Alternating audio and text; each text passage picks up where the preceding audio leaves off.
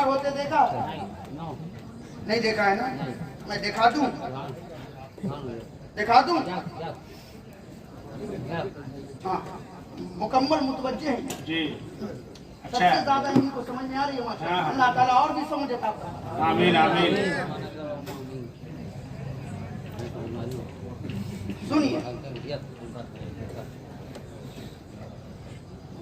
असल में नो और नहीं ये इसलिए कह रहे हैं कि जो इंग्लिश समझने वाले हो इंग्लिश समझे। आज तो मास्टर साहब मामला ये है कि अगर कोई थोड़ा अंग्रेजी पढ़ ले तो फिर पैर जमीन पर नहीं है। पता नहीं अपने आप को क्या समझने लगते हैं और हम मौलवियों को तो सबसे नीचा समझते हैं जी। कि इन लोगों को कुछ आता ही नहीं। अबे तुम्हें क्या पता? क्या जुमले हैं वाह। 10 साल 12 साल ये मौलवी मदरसे में रह करके घास नहीं छीलते हैं। अल्हम्दुलिल्लाह मदरसे में रहकर दुनिया भी समझते हैं और दीन भी पढ़ते हैं। दुनिया भी समझते हैं और दीन भी समझते हैं। एक सेठ साहब थे, कश्ती पे सवार हुए। सेठ साहब ने मल्ला से पूछा, मल्ला तुम्हें अंग्रेजी आती है? मल्ला ने कहा मास्टर सेठ साहब पूरी जिंदगी दरिया में मल्लाही करते गुजरी है, कहाँ से पढ़ने जाऊंगा, कहाँ से अंग्रेजी सीखूंगा? तब सेठ साहब ने कहा तब तो तुम्हारी 4 आना जिंदगी बेकार है। 4 आना बेकार है कि तुम्हें अंग्रेजी नहीं आती। तो मल्ला ने कहा ठीक है 4 आना ना बेकार है, 12 आना तो बाकी है ना। अच्छा है जी। कुछ दूर कश्ती और आगे बढ़ी। सेठ साहब को फिर कुछ सूझा और सेठ साहब ने मल्ला से कहा मल्ला तुम्हें हिसाब करना आता है?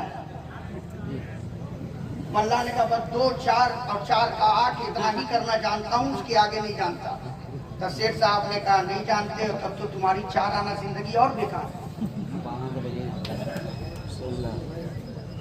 तो मल्ला ने कहा मास्टर सेठ साहब 8 आना बर्बाद है, 8 आना जिंदगी तो बाकी है ना, इसी पे गुजार लेंगे। कश्ती बीच दरिया पे पहुंची, अचानक कश्ती डूबने लगी। मल्ला ने पलट करके सेठ साहब से कहा सेठ साहब तैरना आता है?